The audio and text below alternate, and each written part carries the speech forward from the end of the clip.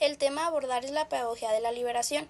Esta es un movimiento educativo que surge en la década de los 50 y 60 del siglo XX en Brasil, en donde el sujeto es considerado como un pensante crítico y reflexivo.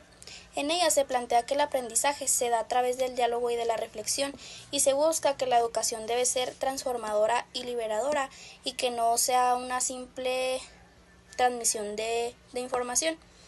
El objetivo principal es transformar el enfoque educativo pasivo por una pedagogía crítica y liberadora, dando un enfoque, dando una nueva dirección al papel del Estado, al del maestro y de los estudiantes en el proceso educativo.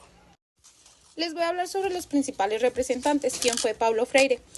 Él fue un filósofo, abogado y economista y un pedagogo brasilero. Él ingresó en la Universidad del Arrecife en 1943 en la Facultad de Derecho para estudiar filosofía y psicología del lenguaje. En 1946 fue nombrado director del Departamento de Educación y Cultura del Servicio Social en el estado de Pernambuco. Y en 1961 fue nombrado director del Departamento de Extensión Cultural en la Universidad del Arrecife. Él fue conocido por sus teorías de la pedagogía liberadora, conocida como la pedagogía del oprimido. En él plantea dar un carácter político al problema educativo, para así dar concientización a las clases oprimidas y poder darle importancia a la analfabetización y no solo memorística y aislada, sino que sea de manera dialógica, conversacional, para así una aproximación a una crítica a la realidad. Y las ideas principales serían en este caso 3 puntos.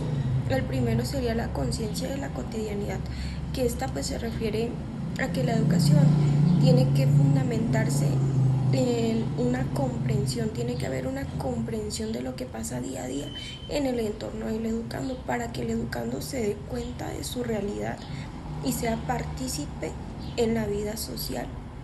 Es decir, no solamente como individuo, sino como parte de una colectividad, para que pueda tomar acción en la toma de decisiones, para ver si estas decisiones afectan o bien benefician a su entorno. El segundo punto es la relación simétrica y el aprendizaje horizontal.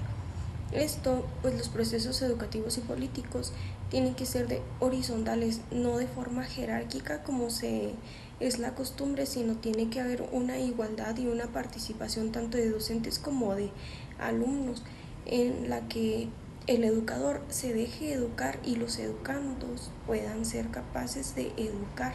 Tiene que haber un aprendizaje en el que ambos salgan beneficiados y aprendan unos de otros.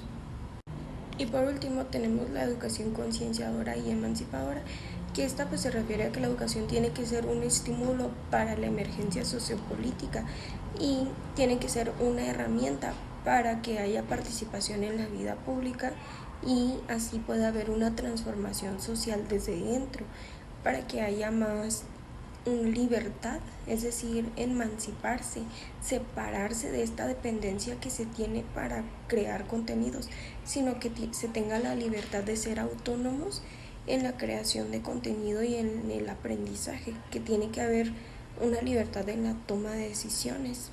Tiene que haber pensamiento crítico, tiene que haber una manera más activa de reflexionar y de actuar sobre estas problemáticas que puedan estar sucediendo, para que así los educandos pues sean unas personas más autónomas en su aprendizaje, sean unas personas de conciencia crítica, sean pensadores críticos y a su vez estos formen una gran herramienta para una transformación social como parte de la sociedad en la que ellos están.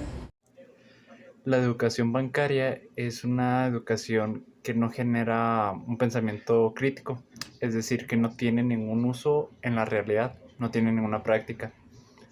Este tipo de educación se basa en que el maestro deposite sus conocimientos en el alumno como si fuera un contenedor. Entonces, lo único que tiene que hacer el alumno es y memorizarlo de una manera sistemática, no de una forma en la que él pueda ponerlo en práctica en su vida cotidiana. La pedagogía liberadora nace como un instrumento para alfabetizar y educar a los adultos campesinos o de barrios periurbanos con el propósito de prepararlos para la vida social y política en el marco de los cambios sociopolíticos.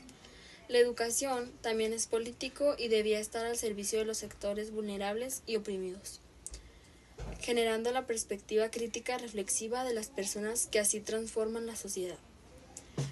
Tiene como principio fundamental la praxis, que implica la acción y la reflexión de las personas sobre la realidad en la que la viven y poder transformarlo. Si no hay relación entre la teoría y la práctica en la educación, se memoriza o se acumularán pinceladas sueltas de aprendizaje, pero si hay una unión entre la teoría y la práctica, habrá comprensión, síntesis, conocimiento apropiado recreado por el sujeto. Continuando con la pedagogía liberadora, tenemos los roles fundamentales, los cuales se sustentaban bajo tres bases, que era el papel del Estado, el papel del maestro y el papel del estudiante. La misión del Estado era que la educación se convirtiera en un proceso político.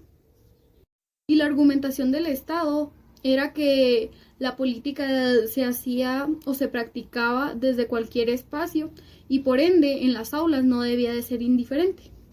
El papel del maestro era una parte crucial, ya que debería de haber sido un sujeto que llevara o impulsara al estudiante a pensar en la sociedad o el contexto en el que se encontraba y estaba desarrollando su aprendizaje debido a los conocimientos previos que ellos llevaban en clase, ya que los estudiantes eran un reflejo visible de las realidades sociales.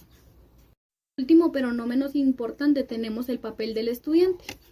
Crucial, ya que debían de construir el conocimiento como un acto político, es decir, desde la relación entre el maestro y los demás estudiantes, para pasar de ser un sujeto pasivo a ser un sujeto pensante y crítico, y activo socialmente.